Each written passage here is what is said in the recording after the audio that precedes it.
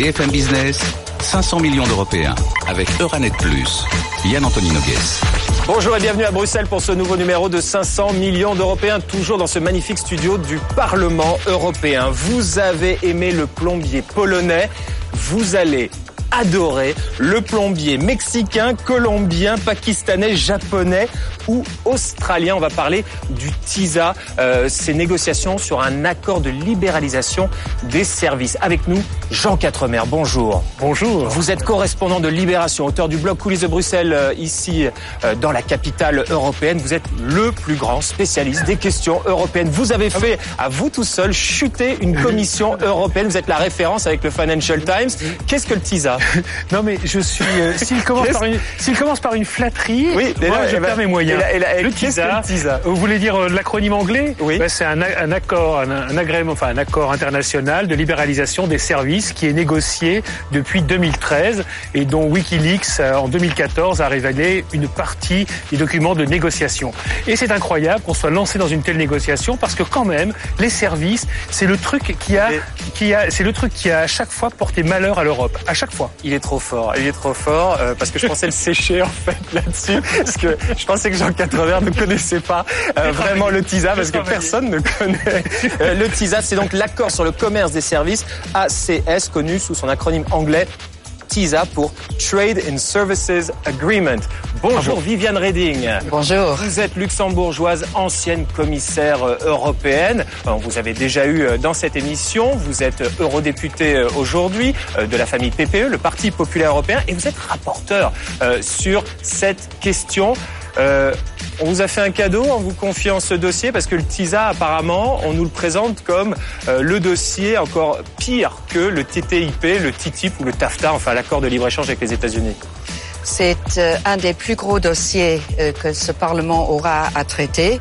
Et imaginez, il y a autour de la table de négociation 23 pays, 70% du commerce en service mondial.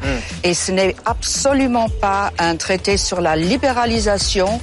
Au contraire, c'est un traité sur la fixation de règles communes et de règles pour que les entreprises européennes qui sont défavorisées en commerce international des services aujourd'hui ne le soient plus à l'avenir. Alors donc vous êtes rapporteur sur cette question, Viviane Reding. Bonjour Virginie Rosière. Bonjour. Vous êtes eurodéputée française, socialiste. Radicale de gauche, exactement. De gauche, pardon. En tout cas, vous faites partie... PRG. Voilà, c'est pas la partie moderne de la gauche, on va dire. Mais dans le groupe socialiste et démocrate du Parlement européen. Socialiste et démocrate au Parlement européen. C'est pour ça que j'avais présenté Viviane Reding sous sa couleur européenne, le PPE. Vous faites partie des SED. Les syndicats s'inquiètent d'une privatisation des services publics avec ce TISA.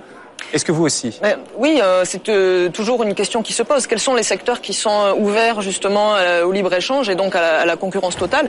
Ça n'est pas le cas des services publics, mais si demain ils sont inclus dans le champ de cet accord, à ce moment-là, effectivement, c'est une remise en question des services publics. Et puis plus généralement aussi, on peut se poser des questions sur le droit du travail et les normes sociales et environnementales européennes. Nous parlons des négociations sur cet accord international sur la libéralisation des services, le TISA. Voilà le programme de 500 millions d'Européens cette semaine pour réagir. Hashtag 500ME. Alors, Viviane Reding, quel est pour vous réellement l'intérêt de cet accord ? Je pense que c'est après l'accord de Marrakech, donc ce qui définit l'OMC, ça c'est le volet service, ça n'avance pas sous l'égide de l'OMC, donc il y a tout un groupe de pays qui s'est dit, nous, on va avancer et on va arriver à un résultat. Quand je parlais du plombier polonais, on n'est pas loin de ça ? Non, pas du tout, parce qu'il ne s'agit pas non plus d'une libéralisation, comme on le dit toujours. Regardez, pour l'instant, lorsque une entreprise de l'extérieur de l'Europe veut venir travailler chez nous, vendre ses services, elle paye environ 6% de taxes supplémentaires. Si une entreprise bien de chez nous veut aller au Japon, elle paye 16%. Si elle veut aller en Turquie, elle paye 44%. Si elle veut aller en Chine, elle paye 60%. Donc vous voyez un peu, nous ne jouons pas à égalité et il faut que les règles internationales soient mises sur un même niveau pour que nos entreprises, surtout nos petites et moyennes entreprises, puissent plus facilement exporter, ça veut dire créer de l'emploi chez nous en Europe. Donc pour vous, concrètement, c'est une opportunité. Pour vous, Virginie Rosière ? Madame Reding souligne la faiblesse de l'Union européenne dans la fixation des tarifs douaniers pour défendre les intérêts des entreprises européennes. Mais le TISA, c'est autre chose. Ça porte aussi justement sur les normes, sur les règles qui s'appliquent aux entreprises qui vont rendre ces services. Et en mettant ça dans la négociation, on court le risque que, de la même façon que sur l'aspect tarifaire, l'Europe est désavantagée, les entreprises européennes sont désavantagées, alors on remette en question les conditions de travail, les normes environnementales, qu'on remette en question aussi les exigences de réciprocité et qu'on affaiblisse la position des entreprises européennes. C'est quelque chose que nous souhaitons éviter. Quel est le rôle du Parlement européen, juste pour préciser ça, en gros, au nom de l'Union européenne, et ensuite vous pouvez réagir à ce que vient de dire Virginie Rosière, mais le rôle du Parlement européen, c'est de surveiller ce que fait la Commission européenne qui a le mandat de négocier au nom des 28, c'est ça ? Je crois que la Commission européenne négocie pour les 28. D'accord. Donc, dans les 23 pays, on compte pour un pays. Le Parlement européen est le seul Parlement qui s'est saisi du dossier et qui accompagne ces négociations. Et il y a un groupe de parlementaires, un par parti politique, qui, avant chaque round de négociation, voit le négociateur en chef. Après chaque négociation, le voit, met sur la table ce que nous voulons, ce que nous ne voulons pas. Et par exemple, il ne s'agit absolument pas de tarifs. Il s'agit de barrières non tarifaires. Il n'y a pas de tarifs en service. Et ce qui est différent aussi des autres négociations, c'est que nous ne mettons pas sur la table, n'est pas sur la table. Donc nous ne mettons pas sur la table, par exemple, les services publics et pas du tout, bien sûr, les services audiovisuels. Donc ça veut dire quoi, par exemple, l'éducation, la santé, ce n'est pas sur la table ? Pas sur la table. Et ça, c'est votre position à vous. Est-ce que les autres partagent ça ? Ça, c'est la position de l'Europe. Et aussi longtemps que l'Europe ne le met pas sur la table, ça ne peut pas être réglementé en Europe. D'accord. Donc, pas d'approvisionnement en eau, pas de gestion des déchets, pas d'audiovisuel, pas de culturel, pas de santé, pas d'éducation. Et les plombiers ? Non, en plus l'approvisionnement en eau, je suis pas d'accord, parce c'est une vraie question, parce qu'il y a dans un grand nombre de pays, l'approvisionnement en eau, c'est privé, c'est pas public. Donc c'est une question qui n'est pas réglée, c'est bien des problèmes. L'éducation, tout le monde va dire non mais l'éducation n'est pas dedans, mais c'est à chaque fois la même chose. Dans certains pays, l'éducation c'est un bien privé. Les États-Unis par exemple, chez nous c'est un service public. Alors on va dire ah oui mais c'est un service public à l'européenne. Vous croyez sérieusement que les Américains ils vont accepter nos conceptions à nous et accepter d'ouvrir eux tout ce que nous voulons qu'ils ouvrent ? Non, c'est du donnant-donnant. Et moi ce que j'aimerais bien savoir et c'est ça qui me gêne beaucoup dans cette aventure, honnêtement. Grâce à Yann Anthony, j'ai découvert l'existence du TISA. Je ne savais même pas que ça existait. C'est Yann Anthony. D'où ma question de départ. Et en fait, je le piégeais, j'ai préparé avant de venir et j'ai trouvé quelques papiers ici ou là. Comme d'habitude, mais c'est pas vous qui êtes responsable évidemment de cela, je découvre qu'en 2013, des pays commencent à négocier, dont la France d'ailleurs, et tout le monde négocie en secret. Je suis désolé. Après ce qui s'est passé avec la directive Bolkestein, avec l'accord que le Parlement avait fait... La directive Bolkestein, c'est le plombier polonais. Le plombier polonais, voilà. Il y a eu déjà un premier échec de négociation de ce type-là sur les services. Il s'appelait, j'ai oublié, un accord international qui est aussi ACTA. Voilà, c'est ça que le Parlement européen a fait échouer parce que une nouvelle fois, les citoyens se retrouvent devant le fait accompli parce que, personne n'est au courant. Si je ne suis pas au courant, vous imaginez bien que 499 millions d'Européens ne sont pas au courant. Heureusement que le Parlement est au courant.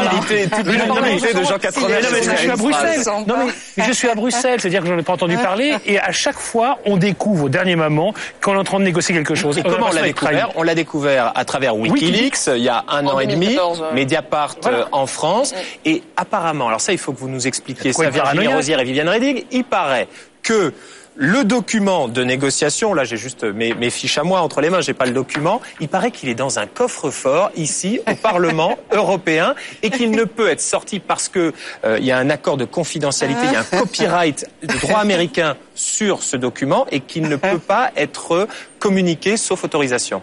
Alors, vous voyez... Vous rigolez, vous vous moquez, Viviane Reding. Je rigole parce que toutes ces histoires qui circulent, c'est vraiment un film d'horreur. Alors, c'est difficile d'accéder aux documents.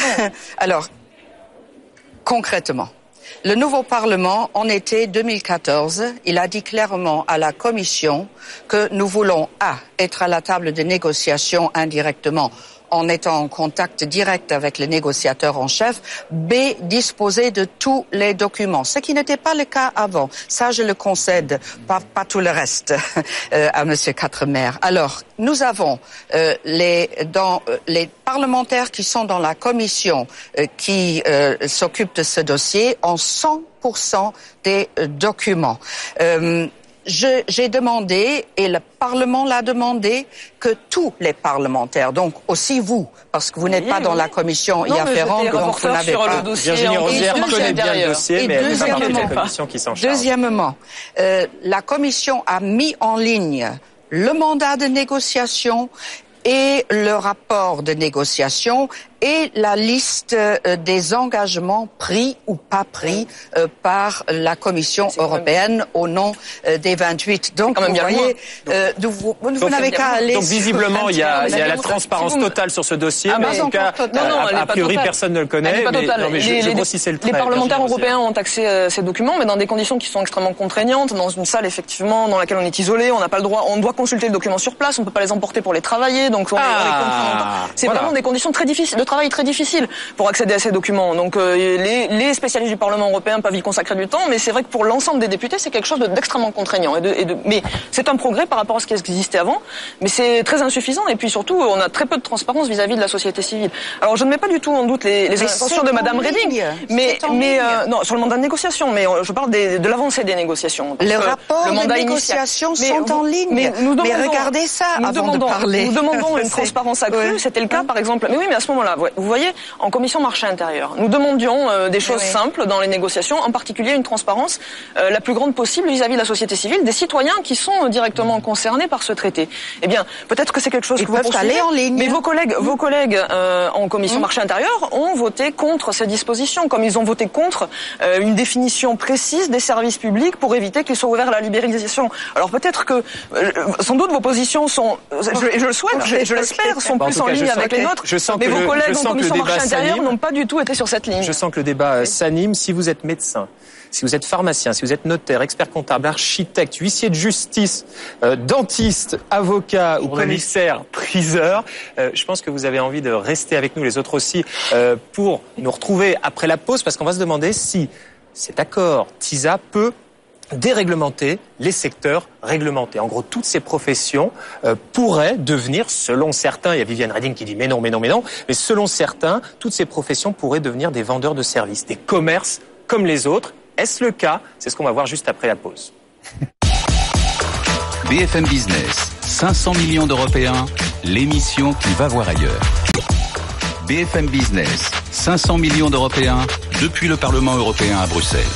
Oui, depuis le Parlement européen à Bruxelles, toujours en compagnie de Virginie Rosière de la famille socialiste au Parlement européen, de Viviane Reding, luxembourgeoise, eurodéputée PPE, donc de la famille, on va dire, conservatrice, à droite de l'hémicycle. Je suis démocrate chrétienne. Démocrate chrétienne, excusez-moi, et Jean Quatremer de Libération et du blog Coulisses de Bruxelles. Nous parlons aujourd'hui de cet accord TISA largement méconnu du grand public, même ici à Bruxelles, les plus hautes autorités parfois découvrent à peine le dossier. C'est l'accord sur le commerce des services ACS, connu sous l'acronyme anglais TISA pour Trade in Services Agreement. Alors, d'abord cette question que je posais juste avant la pause, se dirige-t-on vers la déréglementation des secteurs réglementés? C'est ce que certaines organisations syndicales craignent, parce qu'étant donné qu'il y a, malgré ce qu'a dit Viviane Reding à l'instant et malgré ses efforts, il y a un manque de communication et de transparence sur ce dossier,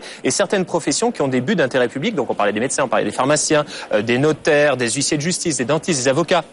Jean Quatremer qui lève le doigt.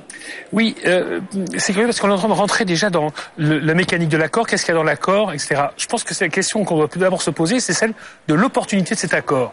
Quand vous voyez par exemple au sein de l'Union européenne, des 28, qu'aujourd'hui encore, même par exemple la directive Bolkestein, c'est-à-dire ce qui permet normalement à un plombier polonais de venir travailler chez nous, n'est pas véritablement appliqué. Ou un plombier français d'aller travailler en Pologne. Il n'y a pas de directive Bolkestein. Elle n'a pas été acceptée. La directive service, je l'appelais. Mais ne jouons pas sur les mots. Pour le grand public, c'est la directive Bolkestein. Mais elle n'a pas été acceptée. Oui, mais elle a été transformée.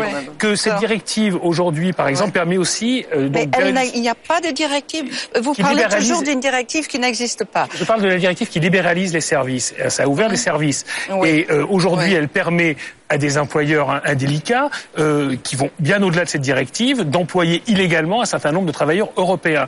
Quand on voit que, par exemple, des professions qui ont été harmonisées... Sachant qu'il y a des mesures récemment qui ont été prises voilà, pour réguler ça. Parce que voilà, le problème dans cette directive, celle qui a été adoptée finalement, notamment grâce à l'intervention de Jacques Toubon, à l'époque eurodéputé, qui avait été très actif sur cette question-là, le problème, c'est pas le texte à la base, c'est les abus, toute la fraude autour. Et alors, d'autres points, par exemple, depuis les années 80, par exemple, on a harmonisé les professions. Je parle d'harmonisation verticale, avocat, chirurgien, etc.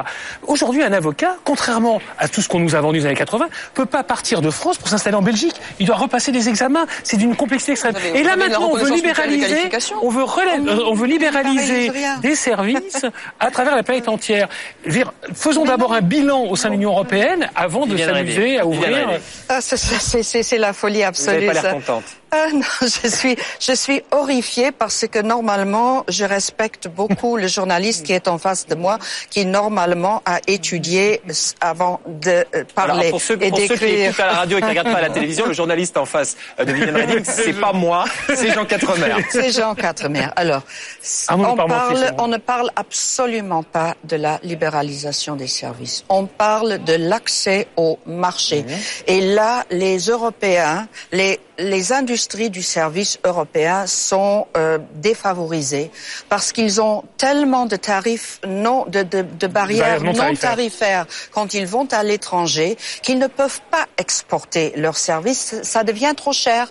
Donc, qu'est-ce qu'ils font? Ils restent chez eux et ils ne créent pas les postes de travail qu'ils créeraient s'ils pouvaient aller à l'extérieur. Ce que nous entendons de faire avec ces règles, c'est d'avoir des règles minimales communes et que ces barrières qui pèsent sur nos entreprises soient rabotées. Donc, on veut un peu de réciprocité, en d'autres termes. Et c'est de cela qu'il s'agit. Et c'est dans le fort intérieur de l'industrie européenne et de ses consommateurs aussi, parce que il y a là-dedans le transport, par exemple, le droit des citoyens lorsqu'ils voyagent. Il y a les télécoms dedans, le roaming. On a mis les éliminations des frais d'itinérance sur la table des négociations. Il y a la protection des données personnelles que nous avons très fortement en Europe, mais pas dans d'autres pays. Alors nous avons jusqu'à maintenant réussi à les laisser sur la table de négociations en positif. Et nous nous opposons aux États-Unis. C'est pour ça que tout le monde est inquiet. Virginie Rosière. Ce que je voudrais dire, Madame Reding nous parle de réciprocité, nous parle d'équité dans les échanges et de renforcement de la position des entreprises européennes. Pour l'Europe. Ça, ce sont des objectifs qu'on partage. Simplement, moi, je m'inquiète un petit peu de ce qui sera la suite, parce que je ne mets pas en doute la sincérité de Madame Reding, mais j'ai vu les positions prises par ses collègues qui, lorsque nous avons débattu encore une fois en commission marché intérieur, ont refusé la transparence, ont refusé la réciprocité, ont refusé de préserver les services publics, ont refusé de renforcer les garanties sur le droit du travail, sur la protection des travailleurs et sur la protection de l'environnement. Et ça, c'est de la libéralisation. Alors moi, j'entends bien qu'on peut négocier pour favoriser la position des entreprises européennes, et j'en serais ravie. Simplement, aujourd'hui, je suis très inquiète sur la tournure que pourront prendre les événements. Mais si jamais, sur cet accord, on débouche sur une position forte pour l'Europe, on peut tout à fait l'envisager. Parce que le Parlement et moi, je connais la position des collègues de Madame Reding, et elle n'est pas du tout la même que celle que européen vient de s'exprimer. Mais le Parlement européen vient de s'exprimer très fortement avec, pour la première fois, un grand accord entre les différents partis politiques. Ça a été voté au sein de la commission parlementaire cette semaine. Qui s'occupe du commerce extérieur. Ça doit passer en plénière, et j'attends de voir ce qui va se passer en plénière. Et il y a là-dedans... Je serais ravie que tout le groupe de Madame Reding suive les positions de Madame Reding. Dans ce cas-là, il y a là-dedans le droit à réguler, il y a là-dedans les services publics qui sont exempts, les services culturels. Est-ce qu'on peut juste répondre à la question que je posais sur la déréglementation des secteurs réglementés? Donc toutes les professions que j'ai énumérées tout à l'heure, médecins, pharmaciens, notaires, dentistes, avocats, est-ce qu'elles pourraient devenir et être considérées comme des commerces classiques, comme des vendeurs de services? En gros, dans l'intérêt de certaines multinationales, d'autres nationalités extra-européennes qui pourraient ainsi venir investir et occuper le terrain en France, par exemple. C'est passé avec les low firmes américaines en Europe. Parce que les règles européennes sont maintenues. Donc, tout ce que nous avons comme loi par exemple sur les professions réglementées, sera en activité et restera en Donc activité. On ne détricote rien. Non, on ne détricote rien. Ouais. Bien au contraire, on essaye d'exporter nos règles de protection parce que nous sommes relativement ouverts, les autres sont relativement... pour le reste du monde. Madame Reding, aujourd'hui, vous pouvez pas nier que par exemple, ne serait-ce qu'entre nous et les Américains, on est quasiment d'accord sur rien. On est en train de négocier, par exemple, sur la question de la protection des données. Prenons un dossier simple qui nous concerne tout le monde. La protection des données. Je veux dire, là, on vient d'avoir un dossier simple. Oui, non, mais ça, c'est simple, tout le monde peut comprendre. On n'est pas d'accord. On n'est pas d'accord avec les Américains et on ne sera jamais d'accord avec eux. D'accord. Donc, qu'est-ce qu'on va négocier de mieux dans le cadre d'un TISA plutôt que dans l'accord de libre-échange transatlantique, par exemple, sur la protection des données? Alors, c'est très important, ça, parce que c'est une question de base. Je suis l'auteur de la législation européenne sur la protection des données. J'ai suivi ça maintenant depuis des dizaines d'années. Alors, voici. Justement, parce que les Américains ne veulent... Quand les entreprises américaines viennent en Europe, ne se tiennent pas aux règles européennes. Alors, ce que ça va changer, c'est que toutes les entreprises qui viennent chez nous doivent se tenir aux règles européennes. Les règles européennes qui sont rénovées, il y a eu accord entre les institutions. Donc, c'est dans l'intérêt de nos règles européennes que ça fonctionne. Et c'est le moyen pour nous de trouver aussi des alliés. Il y a, par exemple, en matière de protection des données, tout plein de pays qui négocient TISA et qui ont réussi dans l'accord entre les États-Unis et le monde Pacifique d'avoir la protection des données incluse. Donc, on va dans le bon sens. Mais pour aller dans le bon sens, il faut que le Parlement européen continue à prendre le dossier en main comme il l'a fait. Et je voudrais dire ici, c'est la première fois que je vois ça, que dans les partis politiques majeurs, ça va de la gauche, du centre jusqu'à la droite, que tous veulent la même chose. Un accord fort où nos droits règlements sont préservés. Virginie Rosière, je vous en prie. On peut effectivement pas mettre en doute la sincérité de Madame Reding qui a mis sur la table justement des positions sur lesquelles nous sommes d'accord. En matière de réciprocité, de données personnelles, comme elle le dit, elle a porté, on ne peut pas la mettre en doute. Mais simplement, moi, ce que je dis, c'est que dans les débats, dans d'autres enceintes, pas en commission du commerce international, mais en commission du marché intérieur, par exemple, on a des positions du même groupe qui sont à l'opposé. Et donc, c'est très bien que nous ayons adopté ces positions, mais ça n'est pas encore la position du Parlement. Nous allons aller en séance plénière et c'est là qu'on va savoir quel est véritablement l'état des positions de chacun. Je souhaite que nous puissions renouveler cette entente sur des objectifs communs. Mais simplement, j'ai vu ce qui s'est passé il y a quelques mois en commission du marché intérieur, ça n'a pas du tout été ça. Et on l'a vu aussi sur le traité transatlantique, parce que la droite voulait encore la droite européenne voulait encore remettre un tribunal arbitral dans le TISA, par exemple. C'est quelque chose qui a été refusé. Non, mais je parle en commission marché intérieur, Madame Reding. Il nous reste 45 secondes avant de conclure. Ça n'est pas dans votre proposition.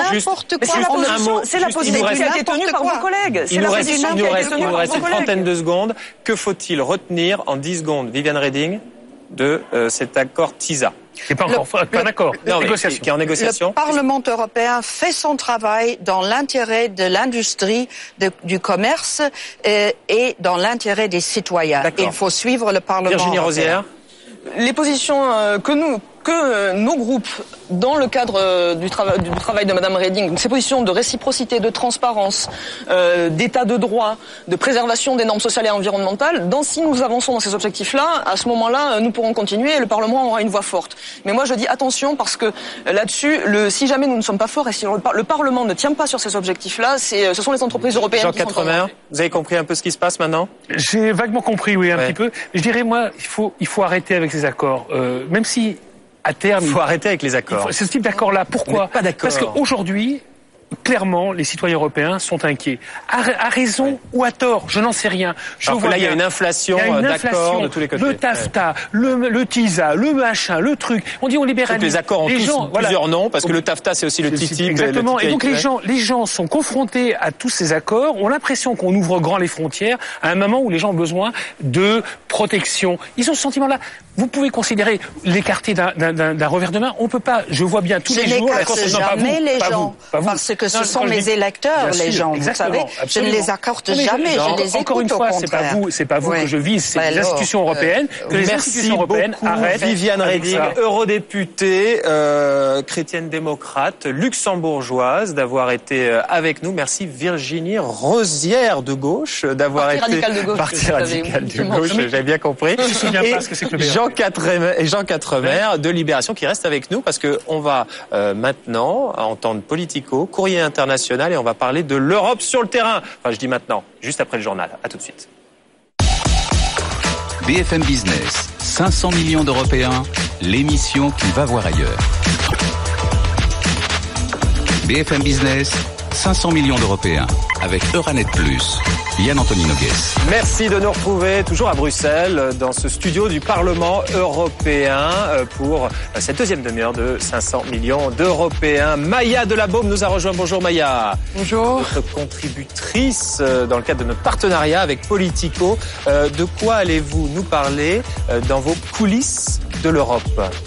Alors, je vais parler des questions écrites des parlementaires européens à la Commission européenne, parce qu'il y en a beaucoup, et il y en a qui sont très farfelus. D'accord. Parfois, on a l'impression qu'ils font un petit peu de la stat aussi, les eurodéputés, pour pouvoir dire combien de questions orales, combien de questions écrites ils ont faites pour montrer qu'ils travaillent, et ils posent des questions dans tous les sens. Absolument. Ils font pas de rapport, mais ils posent des questions. D'accord. Bonjour Charles de Marcy, directeur du bureau de la Fondation Robert Schuman. Est-ce que vous, parfois, vous suggérez, dans le cadre de votre mission et de votre travail, à des eurodéputés de poser certaines questions à la Commission européenne, parce que les questions que les eurodéputés posent, c'est à la Commission européenne. Et en gros, ils disent à la Commission, rendez-nous des comptes.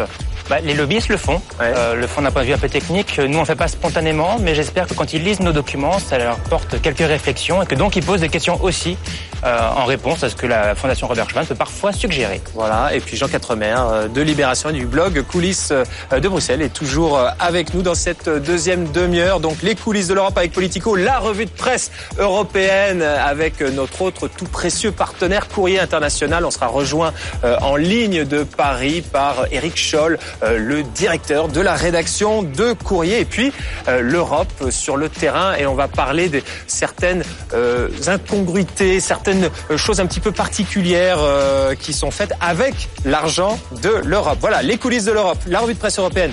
L'Europe sur le terrain, demandez le programme de 500 millions d'Européens pour réagir sur Twitter, hashtag 500ME. BFM Business, avec 500 millions d'Européens pénétrés dans les coulisses de l'Europe. Comment peut-on empêcher nos chiens, nos chats, nos tortues de se faire renverser par des voitures? Voilà, ça c'est un exemple de question posée par un eurodéputé très concerné, on pourrait même peut-être dire un peu zélé, récemment. Maya Delabaume, parlez-nous de cet article que vous aviez écrit pour Politico, donc qui est un site internet et qui a également une revue papier, un article, une enquête consacrée aux questions écrites de nos bien-aimés parlementaires. Donc en fait, des questions écrites, il y en a dans toutes les démocraties, puisque c'est une chose le processus démocratique normal. Ici au Parlement, on a eu des chiffres, on a eu accès à des chiffres, et on a vu qu'il y avait cette année plus de 14 000 questions qui ont été posées en 2015. En un an. En un an. D'accord. En 2014, si je me trompe pas, il y en avait plus de 10 000. Mais ça fait quoi? drôle, ça fait 20 questions par député, en gros. Ouais, à peu près. Alors les députés souvent posent beaucoup de questions quand ils n'ont pas de rapport à écrire. Bon, évidemment, ça leur permet de faire un peu partie du jeu ici. Après, on a des questions très farfelues. Il y a la question que vous avez posée là. Mais il y a aussi d'autres questions, comme est-ce que l'eau hydrate, par exemple, qui avait été posée par un Anglais il y a quelques années. Vous avez 3 heures. Vous avez 3 heures, oui. Voilà. Oui, mais je suis pas sûre que la Commission européenne ait répondu à celle-là. C'était tout britannique comme question. C'était second degré ou c'était très sérieux? Je crois que c'était second degré, je pense. Mais après, il y a eu une autre question qui m'a aussi fait rire. C'était la question qui disait... Est-ce que l'on doit le déclin de la culture française à son absorption par l'Union européenne? Alors, je le traduis de l'anglais, mais c'était à peu près posé comme ça. Mais ça, c'est un Français qui avait posé la question ou c'était encore un Anglais? Ça, c'était encore, je crois, un Anglais. Je suis pas totalement sûre. Mais voilà, il y a beaucoup de questions et Bref, de temps en temps, c'est un peu quand même très farfelu et il n'y a pas toujours des réponses. D'accord. Même si la Commission est normalement obligée de répondre aux questions. Jean, ça fait quand même partie du processus démocratique, ces questions écrites posées à la Commission européenne. Mais quand les Maya de la Baume citent des chiffres, ces chiffres absolument impressionnants, vous dites quand même que ça mobilise combien de fonctionnaires de la Commission européenne pour répondre à des questions farfelues. Donc le jeu démocratique, oui, il faut poser des questions. Et pourquoi ? Parce qu'il faut d'abord y répondre. Voilà. Et puis ensuite, il faut le traduire dans toutes les langues officielles. Non, c'est un énorme travail. Non, mais parfois, par exemple, la question, est-ce que l'eau hydrate ? Pas simple. Vous imaginez le fonctionnaire de catégorie A en train de bosser comme un malade. Est-ce que l'eau hydrate ? Bon, alors peut-être qu'il n'a pas répondu, mais normalement, il doit répondre à des questions totalement farfelues. Il y a des questions qui sont très intéressantes. Est-ce que l'eau hydrate, ça revient à la même chose que de dire est-ce que l'eau mouille ou je ne sais pas. L'hydratation, c'est autre chose. Pour faire l'expérience sur ce plateau. D'accord. Non, mais parfois ces questions sont tout à fait justifiées. Moi, je me rappelle lorsque j'avais écrit il y a 2 ans, je crois, une série d'articles sur une enquête sur un médicament orphelin, donc l'affaire Orfacol, dont on a déjà parlé sur ce plateau. Des députés ont repris mes articles pour poser des questions à la Commission européenne. C'est très intéressant parce que là, c'est un vrai jeu politique. Parce que la Commission européenne ne voulait pas répondre à mes interrogations en salle de presse. C'est les députés, comme il n'y avait pas de débat général au sein du Parlement européen, ils ont posé la question et on a eu une réponse extrêmement embarrassée. Pourquoi embarrassée ? Parce qu'il y a une obligation de la part de la Commission de répondre. Oui, quand la question n'est pas farfelue. Et le problème, c'est qu'une fois qu'ils ont répondu... ils ont le droit de décréter la Commission que la question est farfelue. L'eau hydrate, Maya a cherché la réponse, manifestement, elle n'a pas trouvé. Non, ils n'ont pas donné de réponse, mais leur non-réponse est une réponse. C'est une réponse, voilà, l'eau hydrate. Donc ils ont le droit de pas répondre alors. Voilà. Mais en l'occurrence, là, la Commission, en répondant, engage sa responsabilité politique. C'est pour ça que c'est intéressant. C'est-à-dire que s'ils expliquent que, par exemple, que l'Orfacol, c'est un médicament qui n'a strictement aucun intérêt et qu'il vaut mieux l'interdire, par exemple, et que des gens meurent parce qu'ils n'ont pas eu l'Orfacol, là, ça peut servir devant la Cour de justice. Donc c'est pour ça que c'est un jeu très intéressant. Mais les députés ont tort de faire ce qu'ils font avec des questions comme l'eau hydrate. Et c'est surtout qu'un autre nombre de députés, c'est leur seul moyen d'existence. Vous savez, il y a un site internet qui s'appelle VoteWatch, c'est ça, voilà, VoteWatch, qui recense l'activité des parlementaires. Ils ont vite compris, les parlementaires. Parce que qu'est-ce qui est recensé ? C'est la présence, non pas en commission, mais en plénière. Donc ils sont là en plénière. Ils recensent les rapports au même titre que les questions écrites et que les questions qui sont posées ou les interpellations à la commission ou pendant les débats qui sont déposées par écrit après le débat parlementaire. Donc ils font du chiffre. Donc c'est vrai qu'il y a pas mal de députés européens parce que en fin de mandat, en règle générale, vu que c'est difficile d'évaluer le travail d'un député européen, souvent il y a pas mal de journaux avant les élections européennes qui disent le taux de participation au vote, le taux de participation en plénière, voici le nombre de questions écrites, de questions orales, de rapports et autres, et donc certains, ils font de la stat. Charles de Marcy. C'est la présence et l'influence par la statistique. Alors pour certains députés, c'est assez facile parce qu'ils font des rapports où ils ont une fonction qui leur permet d'avoir beaucoup. Et puis d'autres au contraire où il faut essayer d'exister. Et vous verrez que la plupart du temps, quand il y a ces questions écrites, c'est accompagné d'un communiqué de presse, c'est envoyé sur leur site internet. Ça montre quelque part qu'ils essayent de s'intéresser. Alors il y a des questions qui sont un peu farfelues comme ce que vous avez cité, et d'autres qui sont beaucoup plus pratiques par rapport à leurs électeurs. S'ils sont d'un territoire proche d'un port par exemple, ils vont poser des questions sur les questions maritimes. Vous allez avoir des choses comme ça. Ou après, quand ils vont revenir, entre autres, et quand ils vont revenir sur leur scène domestique, ils vont dire voilà, je me suis intéressé et j'ai interpellé moi, député, la Commission européenne. Regardez, je vous représente, j'ai une action directe et concrète et je suis votre voix face à la Commission. Même si politiquement, le vrai poids, c'est quand la Commission répond. Et là, je suis d'accord avec vous, ça engage la Commission et c'est pour ça que très souvent les réponses sont plus que fades. Avec Maya de la Baume qui a réalisé un travail de bénédictin et qui a donc épluché les 14 000 questions écrites posées par les eurodéputés en une année. Non mais à Politico, ils ont mis la barre très très haut. Je peux dire que tous ceux qui étaient là jusqu'ici avant Politico, donc le blog coulisses de Bruxelles, etc., littéralement écrasés. Rassurez-nous quand même, Maya, il y a des questions sérieuses dans le lot. Il y a des questions sérieuses et surtout, pour répondre à votre question, c'est 8 millions d'euros par an pour la Commission européenne quand même de répondre à ces questions. Donc c'est quand même, il faut mobiliser le staff pour regarder, lire, observer, puis ensuite répondre de façon à peu près compréhensible. Et voilà. Donc c'est quand même, c'est pas négligeable. La solution viendra en fait que les députés se responsabilisent en fait. Ils ne commencent pas à le mettre dans tous les sens. On avait fait une étude à la Fondation Robert Schuman justement sur l'influence des eurodéputés. On avait repris ces différentes données et on voit qu'il y en a qui n'existent que par ça. Donc c'est 700 ou 800 questions sur un mandat. et il n'y a quasiment pas de réponse, et derrière, il n'y a pas de suivi. C'est extrêmement difficile de juger du travail d'un eurodéputé. Par exemple, quelqu'un comme les chefs de groupe, Dany Cohn-Bendit, Verhofstadt, par exemple. Très souvent, ils sont pas présents. Pour remettre le logiciel de nos auditeurs et téléspectateurs en place, Daniel Cohn-Bendit n'est plus député européen, il n'est plus chef de groupe, mais Jean Quatremer s'est arrêté en 2014. Mais l'horloge s'est cassée. C'était un déchirement quand il est parti, vous pouvez pas savoir. Donc maintenant, les Verts, c'est Philippe Lamberts et Rebecca Harms. Ils sont très bons, mais moins drôles. Et donc simplement, donc par exemple, Dany très souvent il n'était pas là en plénière. Pourquoi ? Parce qu'il était en réunion de groupe ou il était dans les couloirs. Donc là, il disparaît complètement. Donc quand vous regardiez les statistiques de présence, de questions posées, etc., même celle de Verhofstadt, celle de tous les autres chefs de groupe, très souvent, ce sont des statistiques qui sont très mauvaises parce que l'influence se joue ailleurs, dans les couloirs, dans les réunions à 3-4, avec les réunions avec le président. Tout de suite, la revue de presse européenne. BFM Business, 500 millions d'Européens, la revue de presse. En ligne depuis la rédaction de Courrier International à Paris, Éric Scholl. Bonjour Éric. Bonjour Yann Anthony. Merci de nous rejoindre. Alors, vous avez épluché une nouvelle fois la presse européenne pour nous et on commence au Portugal. Faut-il criminaliser le harcèlement sexuel dans la rue ? Oui, c'est un vrai débat qui est parce qu'il y a eu une loi qui a été votée à la fin décembre et qui en fait condamne maintenant les commentaires infamants à l'égard des femmes dans la rue.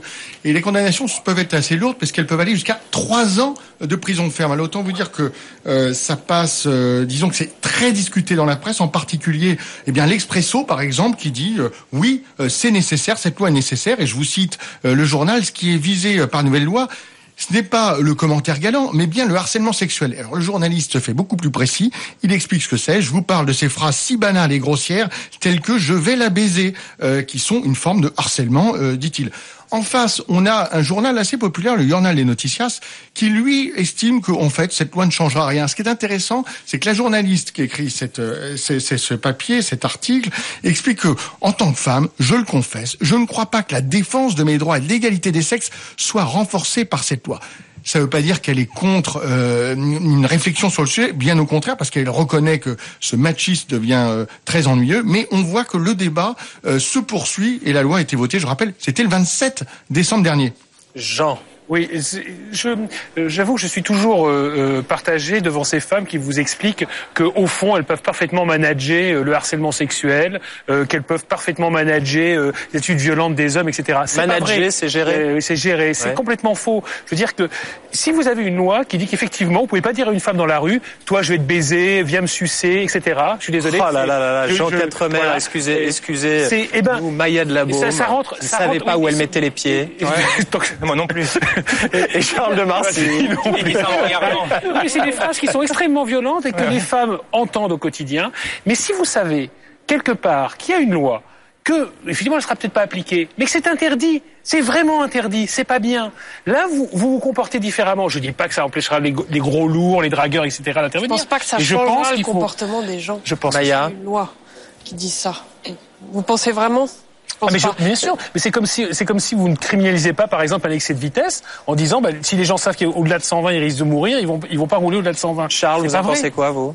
Que c'est pas un débat qui est seulement propre au Portugal, on l'a aussi en France, on l'a en Belgique, où il y avait une étudiante de l'ULB qui avait fait un reportage, justement, un documentaire Femme de rue, sur ces agressions, justement, verbales. La VUB, pardon.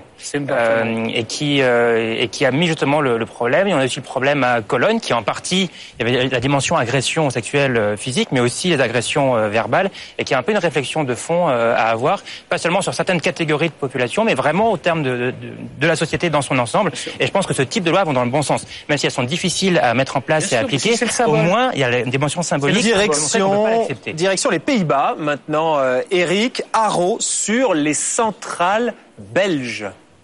Oui, les centrales nucléaires belges qui font parler d'elles dans la presse, dans Die Volkskrant, qui parlent des pannes. Et il y a des pannes qui se multiplient sur les 7 réacteurs nucléaires belges, dont le plus vieux date de 1975. C'est ce qu'écrit le journal. C'est vrai qu'il y a eu une panne récemment, tout au début d'année, et c'est pas la première. Du coup, le journal néerlandais raconte qu'en Allemagne, quand on parle des réacteurs belges, on parle des réacteurs délabrés. Aux Pays-Bas, on en parle comme des réacteurs fissurés.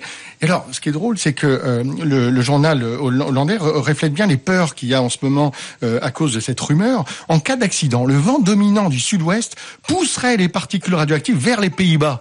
Ça vous rappelle pas quelque chose, ça? C'est un peu le symbole de Tchernobyl. Je pensais que les nuages s'arrêtaient aux frontières, moi. Non? Oui. Depuis le rétablissement des contrôles, c'est clair. Ah, depuis le rétablissement des contrôles. Plus rien ne passe. D'accord. D'accord. Plus rien. Le problème, c'est que donc avec Schengen, ça circule, mais dès qu'on rétablit, oui. d'accord. On l'a expérimenté au moment de Tchernobyl. Charles, vous en pensez quoi, vous, de ces polémiques sur les centrales nucléaires? Ça aussi, certains États ont fait déjà un choix ferme et drastique, comme en Allemagne, et puis d'autres sont un peu entre les deux. On peut penser à la Belgique, et la dimension sécuritaire est souvent mise en second plan. C'est un peu étonnant. Maya? Mais on a aussi, nous, des centrales nucléaires un peu défaillantes, non? Nous, les Français. Oui. Ah non, parce que c'est politico. Je m'y perds. Oui, les centrales américaines, parlons-en. Mais il faut pas critiquer les centrales françaises. Voilà, les centrales françaises sont impeccables. Et flamants vivants. Bon, Maya de la Baume, qui donc travaille pour Politico, qui est un journal, un organe de presse, un site internet américano-allemand. Et vous êtes française. Américain et européen. Américain et européen, absolument. Et avant de travailler pour Politico, vous étiez à Paris pour le New York Times. Eric Scholl de Courrier International, direction l'Italie. Faites-nous rêver un petit peu de soleil. Les humains, super dormeurs. Tiens, on est dans le cliché là. Oui, on le savait pas, mais alors je vais vous dire, c'est la Repubblica qui reprend en fait une étude, qui s'inspire d'une étude qui vient d'être réalisée par des chercheurs américains pour expliquer que nous, humains, nous savons très bien dormir. On le savait pas, mais on dort mieux que les autres mammifères. Eh bien, tout simplement parce que lorsque vous prenez, par exemple, les chimpanzés, on dort, ils dorment 7 heures eux dorment 11h30 par nuit. Nous, on dort 7 heures. C'est-à-dire, on dort peu, mais en revanche, on dort très très bien. On a un sommeil profond, mais qui est très profitable. Et donc, la Repubblica se réjouit de cette étude.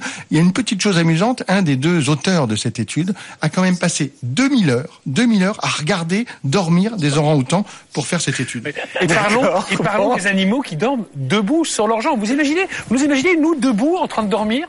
Oui, parfois, quand je vous écoute dans cette émission, je suis assis. En revanche, peut-être qu'on fera.